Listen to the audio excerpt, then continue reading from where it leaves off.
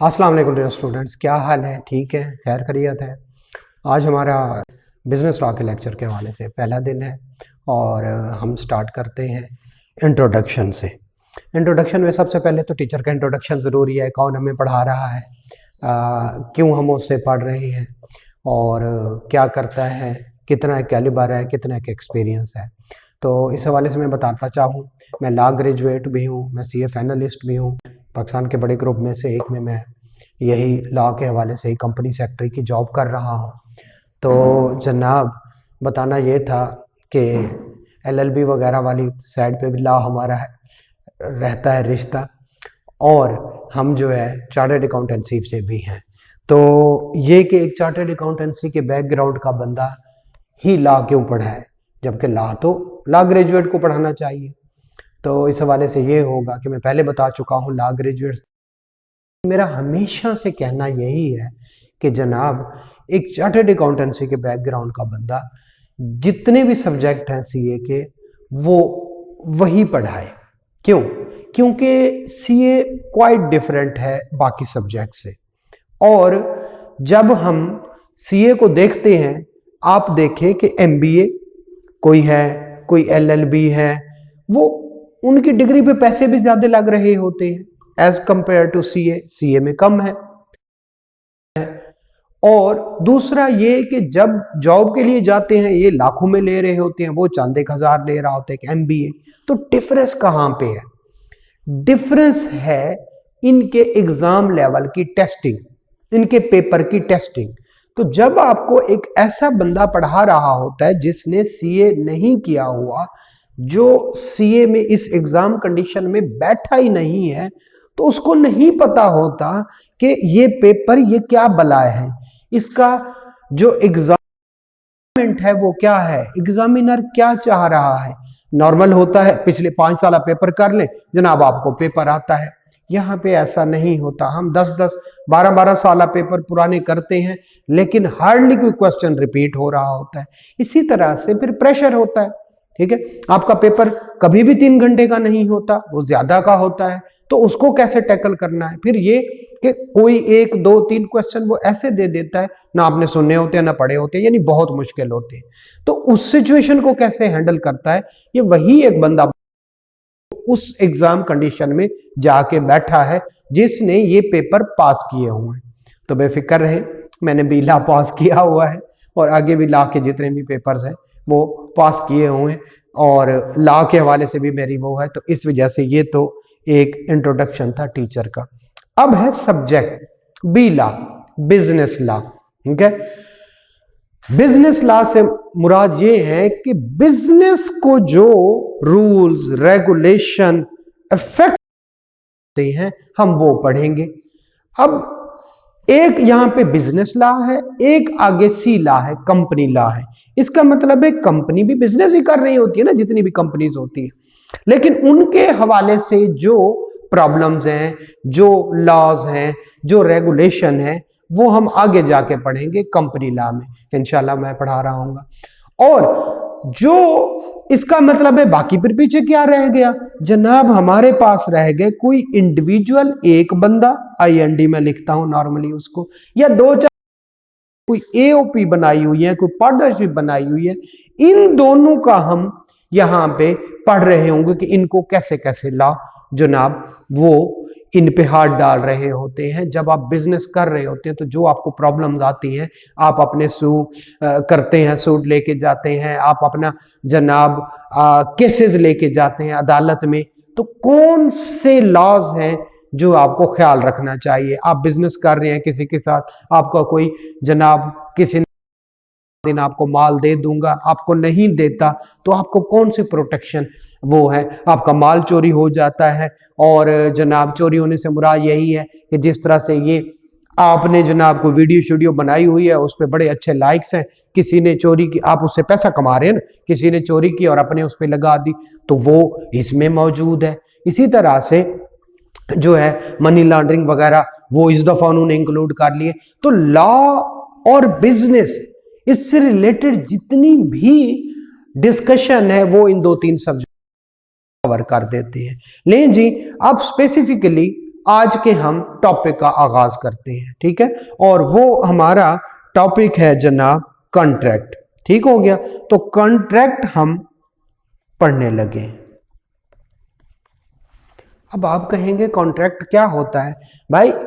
आपको, आपकी शॉप है, किसी बंदे ने कहा कि जनाब मैं आपको जो है 1 अप्रैल को जनाब 2 पैकेट ला के दूंगा किसी भी शय के, सर्फ के। अब आप सोच रहे हैं मेरे पास सर्फ के 2000 पैकेट आ गए, तो मैं क्या करूंगा, मैं आगे उसको बेचूंगा। आप मार्केट के सारे दुकानदारों से कहते हैं जिस जिसको भी सर्फ चाहिए वो 1 अप्रैल का इंतजार करे और पैसे जमा कराएं। वो कहेंगे भी बाकियों से तो मिल रहा है, आपसे क्यों लें? आप कहें भी मार्केट से सस्ता मैंने कॉन्ट्रैक्ट कर लिया। वो कहते हैं अच्छा जनाब 1 अप्रैल आती है, वो बंदा ही गायब है। अब वो बैठे हुए हैं सर्फ के व्यापारी, वो कहते हैं भाई किधर है तुम्हारे सर्फ के पैकेट? आप ढूंढते फिर रहे हैं। तो कोई ऐसा कानून है जो उसको सबक सिखा सके, जितना आपका नुकसान हुआ है उसका अजाला कर सके? जी है, और वो है कॉन्ट्रैक्ट एक्ट। ठीक हो गया जी, कॉन्ट्रैक्ट एक्ट है। ये कोई 100-125 साल पहले बना था, लेकिन अभी भी बेहतरीन काम करता है, ठीक है। तो आज हम उसी कॉन्ट्रैक्ट एक्ट को पढ़ने जनाब हम स्टार्ट करते हैं। और अपने जहन में एग्जांपल रखिएगा कि जनाब किसी ने आपके साथ जनाब कहा, कोई वादा शादा किया और टाइम पे नहीं आया। अब ये वादा स्टार्ट कैसे हुआ होगा?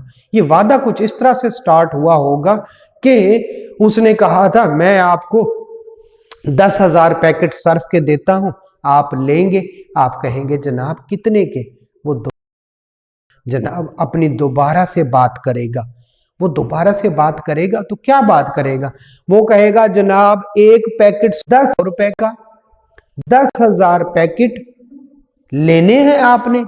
आप अंदाजा लगा रहे हैं 1 लाख रुपया बन जाएगा, मैं तब तक अरेंज भी कर लूंगा। आप कहते हैं ठीक है जी कबूल है। कब? वो कहता है 1 अप्रैल को। अब आपने कह दिया कि कबूल है।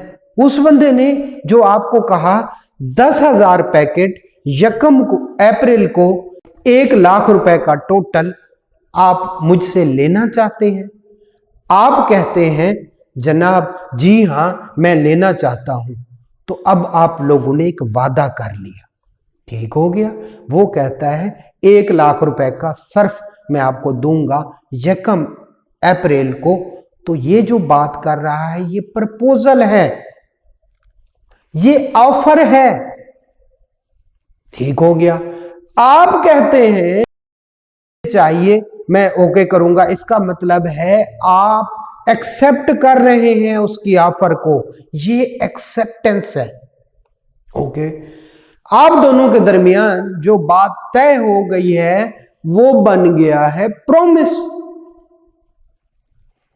प्रॉमिस बन गया है। ये जनाब यहां तक हमने कर लिया। एक बंदा ऑफर कर रहा है, एक आगे से एक्सेप्ट कर रहा है, और वो प्रॉमिस बन, ओके।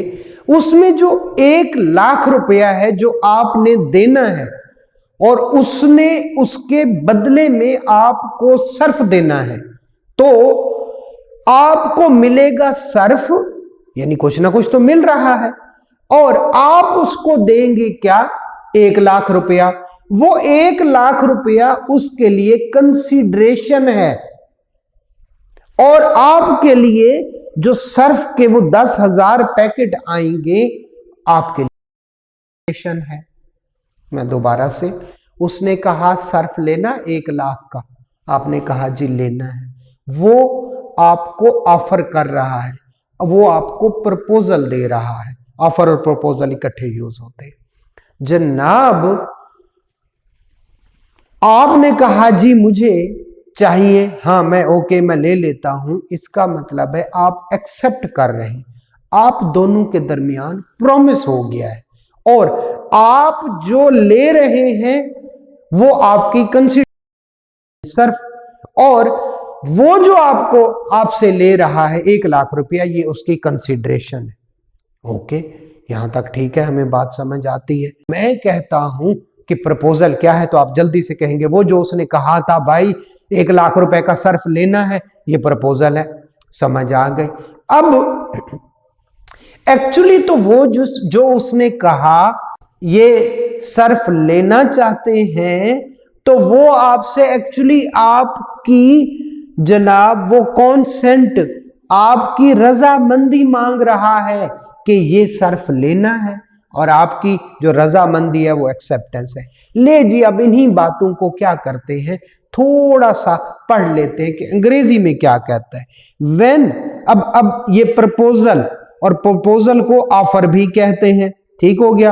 ये प्रपोजल हैं, ये उसकी डेफिनेशन पढ़ रही है, ये 1.12 को और ये आगे सेक्शन को इग्नोर कर देना। ले जी, when one person signifies to other his willingness, किसी बंदे को अपनी रजामंदी एक बंदा शो करता है, टू डू और एब्सटेन फ्रॉम डूइंग एनीथिंग, कुछ करने और ना करने की, विद अ व्यू, उसका ये मकसद होता है obtaining the assent of that other, अगले बंदे की भी रजामंदी वो करता हुआ जो है हासिल करना चाहता है, to such act, वो काम करने और ना करने की वो भी रजामंदी चाह रहा होता है, वो प्रपोजल कहलाता है। देखिए जी, वो चाहता है मैं सर्फ बेचूं 1 लाख रुपए का, और अपनी रजामंदी शो कर रहा है कि मैं बेचना चाहता हूं। ओके हो गया यहां तक। और उसका मकसद क्या होता है, जिस बंदे को वो ऑफर या प्रपोजल कर रहा होता है वो बंदा भी अपनी रजामंदी दे, हाँ यार मैं लेना चाहता हूं, तो ये क्या है, प्रपोजल है। ले जी, ये प्रपोजल हमने पढ़ लिया, हमने ऑफर पढ़ लिया। अब है एक्सेप्टेंस और प्रॉमिस कैसे बन जाता है, ठीक हो गया। अगेन आप सेक्शन को इग्नोर कर दीजिएगा, सिर्फ रेफरेंस के लिए 1.2.2 भी इग्नोर कर दीजिएगा। When the person to whom proposal is made, जिसको वो प्रपोजल की गई थी, सिग्निफाइज, वो भी बता रहा है, हिज एसेंट, अपनी रजामंदी शो कर देता है। इस प्रपोजल में क्या था, एक बंदा अपनी रजामंदी शो करता है काम करने ना करने की, और उस काम के करने या ना करने की रजामंदी पूछ रहा होता है, सर्फ के बदले में पैसे, तो दूसरा भी रजामंदी शो कर दे कि हाँ जी मैं सर्फ के बदले पैसे दूंगा, तो वो क्या कर जाती है, said to be acceptance, accepted, उसको एक्सेप्टेंस कहते हैं। प्रपोजल का पता चल गया कि एक बंदा कह रहा है मैं ये काम करना चाहता हूं, और अगला बंदा कह दे जी आपकी इसमें रजामंदी चाहिए, तो अगला बंदा भी अगर कहे जी मैं राजी हूं, तो फिर क्या हो जाएगा जनाब, वो एक्सेप्टेंस हो जाएगी।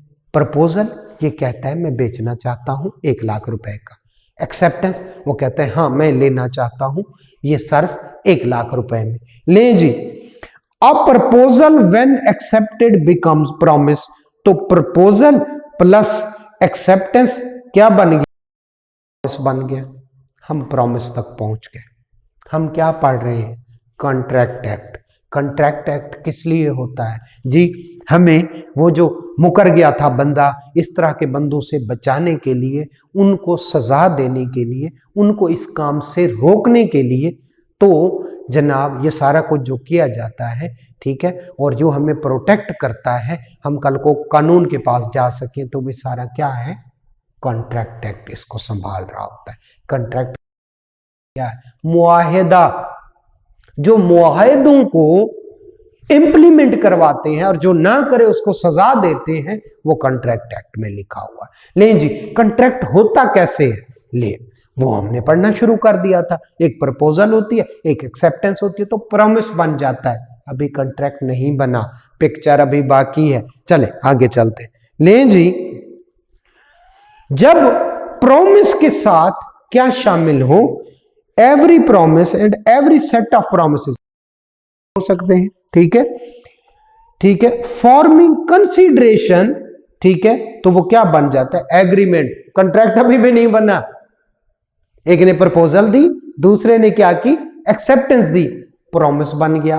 प्रॉमिस के साथ कंसिडरेशन थी, यानी एक बंदा कहता है यार मैं तुम्हें सर्फ बेचना चाहता हूं, और दूसरा कहता है हाँ मैं लेना चाहता हूं। इसमें कंसिडरेशन, एक साइड पे सर्फ है, दूसरी साइड पे पैसे नहीं है, दोनों साइड पे कंसिडरेशन हो।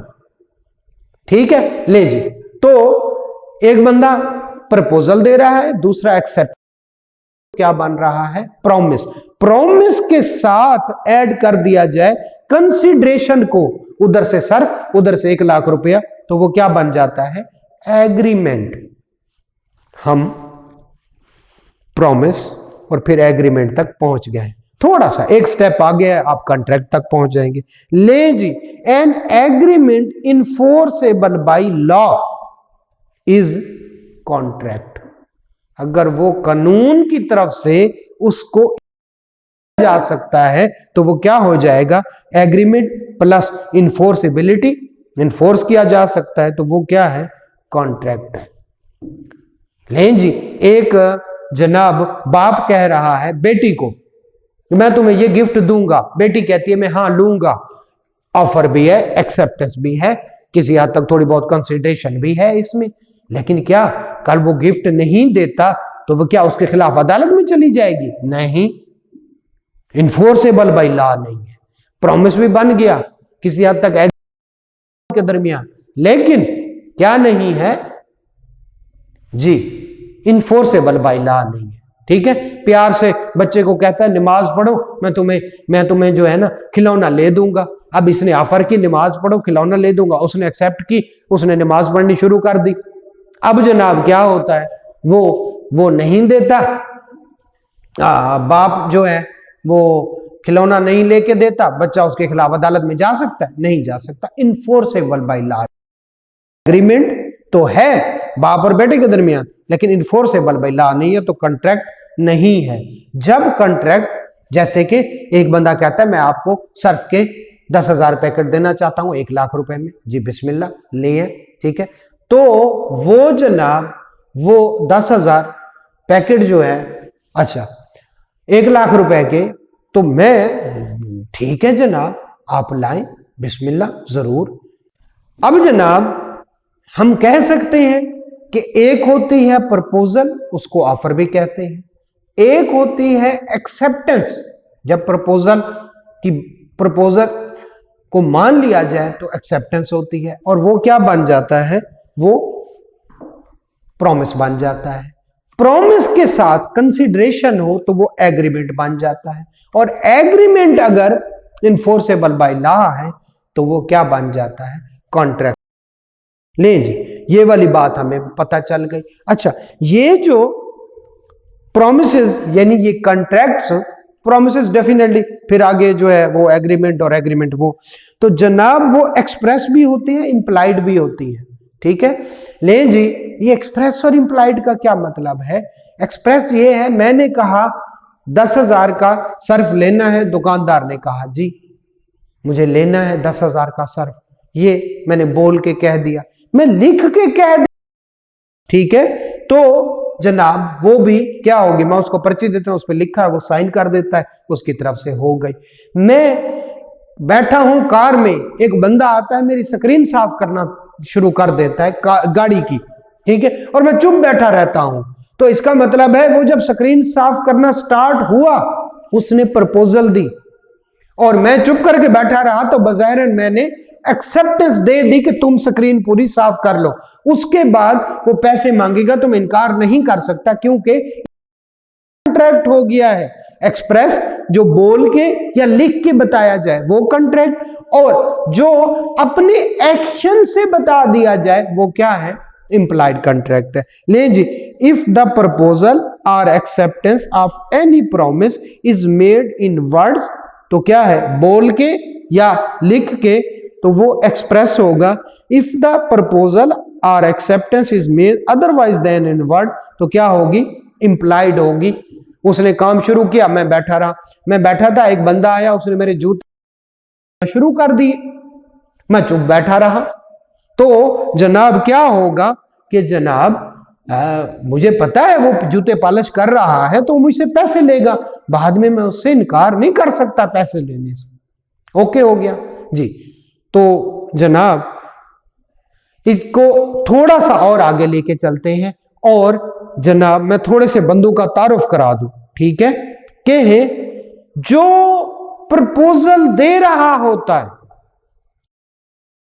जो प्रपोजल दे रहा होता है उसको प्रोमिजर कहते हैं और जो एक्सेप्ट कर रहा होता है उसको प्रोमिजी कहते हैं। अगर प्रपोजल है तो प्रोमिजर प्रोमिजी, और अगर ऑफर दे रहा है, ठीक है, तो वो उसको ऑफरर कहते हैं। यानी प्रोमिजर को ऑफरर भी कहते हैं और प्रोमिजी को ऑफरी भी कहते हैं, जिसको वो प्रपोजल दी जा रही होती है। दोबारा से, एक प्रपोजल देता है, दूसरा एक्सेप्ट करता है। जो प्रपोजल दे रहा होता है वो प्रोमिजर है, वो क्या है, प्रोमिजर है, वो ऑफरर भी है, और जिसको वो प्रपोजल दी जा रही है तो वो क्या है, प्रोमिजी, और उसी को ऑफरी भी कहते हैं।